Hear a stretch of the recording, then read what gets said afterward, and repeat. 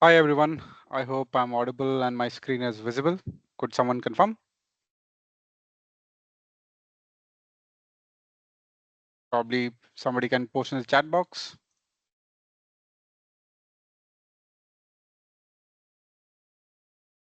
All right, thanks Vivek. Uh, Great, welcome everyone. This is Himanshu Prajapati. I'm an ESG consultant with Sustainium. Welcome to the second session of Navigating Net Zero. This is a series of smaller sessions, which is less than 30 minutes that we have started with the intent to educate the viewers on the various aspects of carbon accounting and help them navigate the challenges associated with it. This can be anyone who is part of a company taking care of their ESG or sustainability initiatives, or somebody just starting out in terms of learning the carbon accounting. Anyway, uh, in the first session we discussed the basics of carbon accounting. We spoke about the greenhouse effect and the various greenhouse gases. We spoke about the principle of carbon accounting, the steps for initiating carbon accounting for a company, the direct and indirect emissions, which we are going to cover again today, and the importance of emission factors. These are some of the things that we did cover in the previous session. Uh, Today, we are going to cover primarily the organizational boundary, the operational boundary, and of course, the various sources of scope 1 and scope 2 GHG emissions and the calculation methodologies related to these. Um, so I would request the attendees to pose their questions in the chat section, and I'll address it as and when I can see them, or probably I can also do it at the very end. Whichever is possible, I'll do that. Sure. So let me start with the organizational boundary even before I jump into scope 1 and scope 2 emissions. That's primarily because even before we talk about which scopes are applicable to me, it is very important to understand which entities to speak about when we talk about carbon accounting. Now, when we talk about organizational boundary, what I actually mean is to understand which entities are covered when we are talking about carbon accounting. So there may be cases when there is a large company wherein there is a parent company, there are subsidiaries, there are good group companies, there are joint ventures, there are other kind of investments that the company has done, and one would like to understand even before going on this journey which entities to actually account for, right? So it's very important for us to understand the organizational boundary. So it's very important in order to also choose which methodology are there as per GHG protocol that we need to apply while accounting for this. So there are primarily three ways that you can look at organizational boundary. It could be very simple, wherein there is a parent company and there is a headquarter building, a manufacturing plant is there, which is part of the building, and these are wholly owned assets. Here, one way is to do it is through the operational control approach, wherein if I have an operational control over that particular entity or that particular site, I will account for the emissions of that particular site or entity. But if I don't, I will exclude it from the organizational boundary. Of course, operational comes next. Uh, the next one is the financial control approach, wherein if I have financial control over the entity, for an example, a subsidiary is definitely something that I will have a financial control. When I say I mean the parent company. The same is true for joint ventures or a group company, wherein I will definitely have financial control. But it cannot be said for affiliate companies, wherein I might have a very low stake in the company. I might not have financial control, and I would, in that case, exclude it from my inventorization. The third is the equity share approach, wherein it's very simple. Whatever is the proportion of equity in that particular company, be it a group company, a subsidiary, an affiliate company. Of course, the wholly owned asset is something that I entirely own. Proportionally, I would calculate the emissions. So for an example, if in a joint venture, I have 40% equity, so the total emissions, 40% share of that emission will be accounted within the parent company's emission. So these are the three approaches that the GHG protocol says to apply when talking about the organizational boundary. And this is something that people struggle a lot at the time of starting their GHG accounting journey. So it's very important that people understand uh, which approach they have to take, because the moment you choose one of these approaches, it has to be uniformly applied to each and every entity. So for an example, if you say that I'm going to use an equity based approach at the parent company level, you cannot say I will use a different approach at subsidiary level. So you have to utilize the same approach uniformly. Now, once you have understood the organizational boundary, that is when we talk about the operational boundary.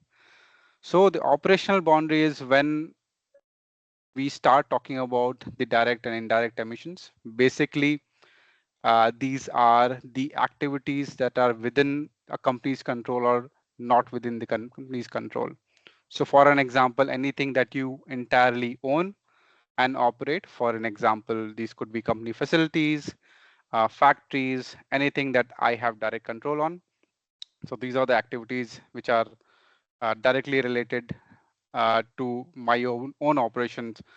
Then there are activities beyond the company's control. So these are the two types which come under the GHG protocol. These are considered as direct emissions and indirect emissions.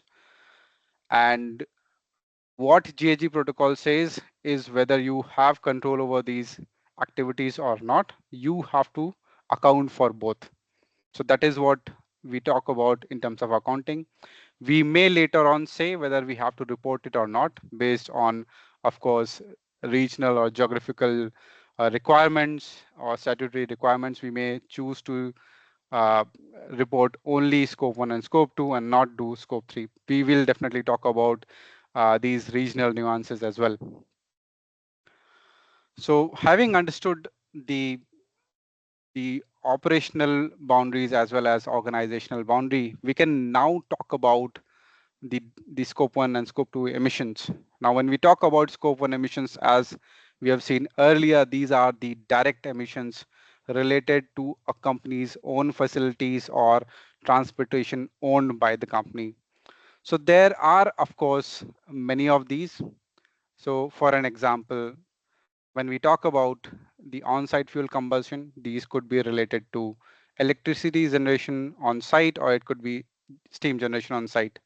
Some of the examples are, of course, when we use backup diesel generators, so any fuel burned for producing electricity over there, or we use it for a process wherein we are generating steam. So for an example, in case of boilers, we would definitely be using fuel which is burned on site. So this comes under direct emissions. Similarly, anything that is part of uh, activities which is happening on site, these could be physical or chemical processes. So for an example, in case of aluminum production, there definitely is fuel combustion which provides heat for my process, but the process itself might have some emissions related to it. So these are something that also are accounted in direct emissions. This could also be related to chemical manufacturing, wherein the chemical manufacturing process itself has emissions. So these are two different categories within the direct emission. One is the fuel combustion itself to initiate the process or to make the process effective, and second is the process itself. So these are the two categories that come under direct emissions. Then there is transportation, which is of course through the company owned vehicles. These could be anything. These could be transportation of products, transportation of employee, and in some cases transportation of waste as well. So for an example, during construction of a let's say a large building, so there will be transport of product uh, within the premises of the construction. uh, you will also be transporting employees, you may transport fuel, you may transport many things in order to complete the construction, or it could be equipment as well. At the same time, you will be transporting waste as well, which is part of the construction itself. Last but not least is the fugitive emissions. Now, fugitive emissions are primarily these are related to emissions which are let go by the equipment itself, either during charging or during the use of the equipment. And as the name suggests, fugitive is these are leakages. For an example, when we use HVAC equipment, we all know that every year when we use air conditioner in our homes, we need to see if there are leakages or refrigerant leakages that need to be recharged the next year during the maintenance process. And these are primarily fugitive emissions. These could also be related to, gas transportation. When, for an example, methane gas transportation in the gas pipeline, there may be leakages. These are fugitive emissions. These could also be related to emissions from extinguishers, fire extinguishers, which are based GHG based. So these are something which are part of fugitive emissions. So this is all that is covered under the direct emissions. Now, the first two categories, of course, is considered as stationary combustion, and then transportation and fugitive emissions. So these are what accounts for scope 1 direct emissions. Let's now move on to talk about indirect emissions, which is scope 1 and scope 2 and scope 3 emissions, of course. The reason scope 2 is indirect emissions is primarily because these include purchase electricity and purchase steam. Now, the moment you say purchase is because you are sourcing it from somewhere else, and that activity is outside of your control.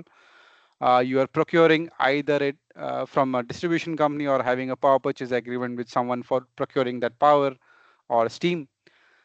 In either case, you don't have direct control on what type of fuel is being utilized in order to you know produce that electricity, and that is why these are termed as indirect emissions. So when we talk about indirect emissions, primarily these are purchase electricity and purchase steam. Now, when we talk about purchase electricity, there are two ways to calculate these emissions related to electricity usage. Even though you are going to use the electricity uh, on your own premises, where you source it basically makes it relevant, and that is how the calculation would be considered. So for an example, if you are procuring it through the distribution company, the distribution company location is important, and that is how you will calculate or source the right factors, the emission factors to calculate the emissions. So for an example, this is the US EPA source where based on the grid that you're connected to, your factors would change. So for an example, you can see the Alaska grid, wherein the CO2 factor is 1052.1 pounds of CO2 per megawatt hour, whereas the same for California is 497.4. The reason for that is different regions will have different mix of renewable energy into them. So for an example, California has got lower emission is primarily because California would have a higher mix of renewable energy in the local grid, and that is why the emissions is lower. So this is basically called as local uh, location-based emissions, and that is something that you'll do frequently. In fact, this is the first thing that most company use when accounting for indirect emissions. Now, mostly these are provided by governments or the distribution companies and readily available. But there can also be cases when you're procuring energy through a, a different generator, wherein they are using the distribution network to provide you the power, but the generation is different. So for an example, you can have a power purchase agreement with a renewable energy producer. This can be solar power, this can be wind power, this can also be in some cases bioenergy, and procure a cleaner source of energy, which is coming through the distribution company or a separate line. In such a case, the emission will be calculated based on the market or based on the power purchase agreement that you have. So in case you are procuring renewable energy, there would be almost zero emissions related to it. Now, these emissions could be renewable, can also be termed as renewable energy certificates, and in the European Union, it is primarily known as, guaranteed of origin, where I'm ensuring that the source of power is renewable, and thereby I'm creating lower impact to the environment. So that's all about scope to indirect emissions. Now, it's very important to understand the importance of the scope 1 and 2 emissions. Now, people would say that we have not discussed scope 3 right now, and which is also very important. But if you look at the legislations right now, most of the countries are talking about making scope 1 and 2 mandatory, both for calculation as well as reporting, wherein scope 3 is going to be reported in the following years, and I'm sure that'll happen very soon. Now, if you look at the legislation in the US, the Securities and Exchange Commission speaks about disclosing GHG emissions, which is primarily scope 1 and scope 2, from 2026 onwards for large companies. These are accelerated filers or large accelerated filers. Similarly, you have the California climate laws, wherein it talks about scope 1 and scope 2 emission disclosure from 2026 onwards, and scope 3 from 2027 onwards. So these are the two important laws in the US. Similar laws are there in the Europe as well as in other parts of the globe. Now, why it is important to understand is the minimum that one does in terms of carbon accounting is account for their scope 1 and scope 2 emissions, because scope 3 is a little bit more challenging because you start talking about your entire supply chain, right? For a large company, it is very important to have a track of how much are your scope 1 and scope 2 emissions, and that is something that one has to start right away in order to be able to, let's suppose, say, start disclosing these emissions next year or the very next year, for an example, in 2026. It also becomes very important for suppliers and contractors to start calculating their scope 1 and scope 2 emissions. That's I think very urgent, because they may be part of the supply chain of large companies, and eventually the moment scope 3 emission starts, we will have to start accounting for these as well. uh, I will certainly cover scope 3 emissions in the next versions of these sessions, but it is important to note as of now that scope 3 would have a large impact on the supply chain emissions.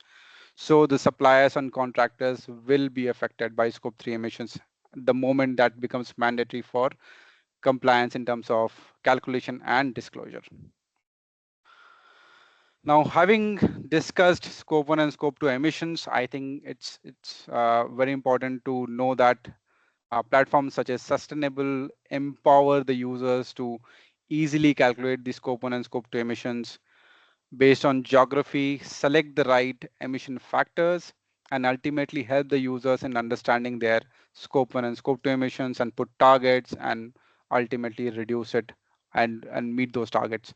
So it's very important that one has such a platform in case of large companies, as well as in case of smaller companies, so that they can not just account for their emissions but also track it and ultimately have strategies to reduce it.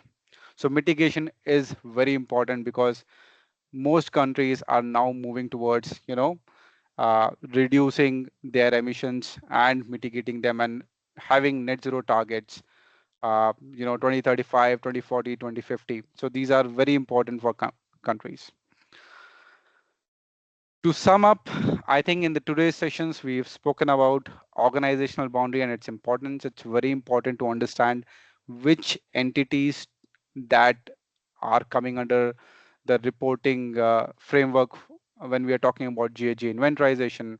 It is also important to understand the operational boundary such that we understand which scopes of emissions we need to start uh, start calculating. Then there is scope 1 and scope 2 emissions, which was primarily what we discussed today.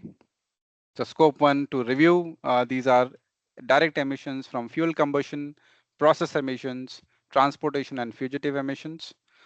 Whereas scope 2 indirect emissions are primarily from purchase electricity and steam. Now, with respect to scope 2 emissions, there are two calculations, which is location based and market based. Location based is when you are looking at the local grid. Market based is when you have a different emission calculation based on the purchase agreement that you have with the generator as well as the distribution company. And it's very important to understand that organizations should start accounting for their scope 1 and scope 2 emissions. Thank you. Let's have questions. Okay. I see there is one question on, is scope 1 and scope 2 emissions enough or one needs to track their scope 3 emissions? I think, thank you for the wonderful question. I think it's very important that people start talking about not just scope 1 and scope 2 emissions, but scope 3 emissions as well, because eventually we have to disclose scope 3 emissions, if not the next year, the very next year. And as and when the large companies start accounting for their scope 3 emissions, I think it'll come down to the individual players, the contractors, the suppliers to manage their own emissions as well. So it's very important to track the scope 3 emissions. Uh, Also, with respect to mitigation strategies, or rather decarbonization, which people talk about in general. So if you do not have at least 2 or 3 years of data, you will not be able to say that I'll be able to reduce my emissions by this much by, let's say, 2030 or 2040 or 2050. So in order to have that decision, I think carbon accounting is a must, and that should include scope 1, scope 2, as well as scope 3 emissions. I hope that is very clear. Thank you. Is there any other question that you might have?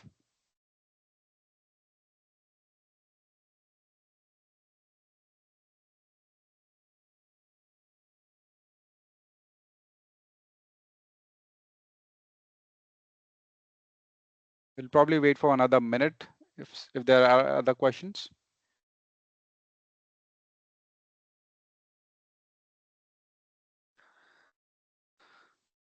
All right.